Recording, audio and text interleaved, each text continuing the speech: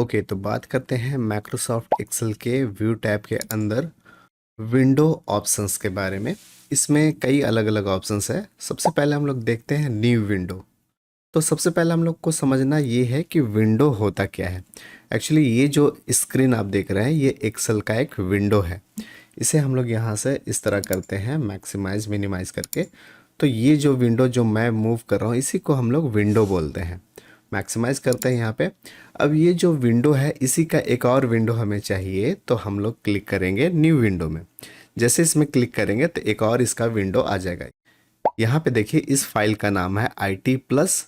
जैसे new window में click करेंगे तो एक और विंडो हमें मिल जाएगा जिसका नाम हो जाएगा IT+2। अब हमारे पास सेम फाइल जो IT प्लस है इसका दो विंडो है, IT+2। इससे क्या बेनिफिट होगा, व्यू में आने के बाद ये दोनों को हम लोग अरेंज कर सकते हैं।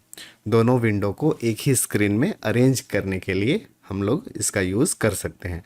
अरेंज ऑल में जैसे क्लिक करेंगे तो आपसे एक छोटा सा बॉक्स में पूछा जाएगा कि आपको कैसे अरेंज करना है, टाइल्ड करना है या फिर हॉरिजेंटल करना है या फिर वर्टिकल करना है। तो हम अभी चाहते हैं हॉरिजेंटल, इस तरह से ओके कर देते हैं। तो ये जो विंडो है देखिए आपका हॉरिजेंटल टाइल्ड हो गया है, अरेंज हो गया है।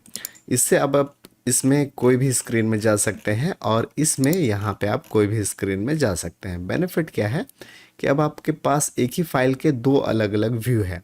कंपेयर करने के लिए या फिर एक जगह से डेटा देख के दूसरे जगह लिखने के लिए या फिर कॉपी पेस्ट करने के लिए ये यूज़फुल होता है। आप यहाँ पे ये जो दो विंडो का काम कर रहे हैं, कोई ज़रूरी नहीं कि सेम ही हो, आप अलग अलग दो फाइल का भी विंडो को अरेंज कर सकते हैं एक ही स्क्रीन में। जैसे यहाँ पे ये जो फाइल है इसे हम लोग क्लोज कर देते हैं। यहाँ से आते हैं, मोर में आते हैं, यहाँ पे देखिए क्लोज ऑप्शन है, इसे क्लोज कर देते हैं।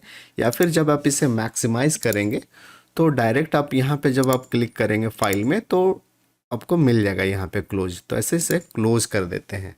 यहाँ से पूछ रहा है do you want to save, yes no, तो हम डोंट सेव कर देते हैं। अब ये देखिए दोनों फाइल एक बार में बंद हो गया।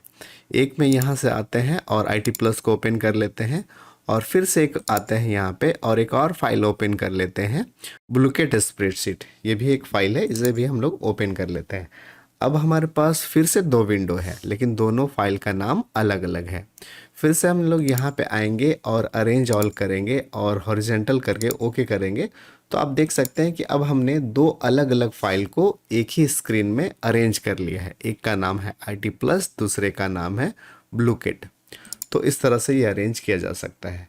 एक को अगर हमें क्लोज करना है तो इस तरह से हम लोग क्लोज कर देंगे और फिर इसे हम लोग मैक्सिमाइज कर सकते हैं।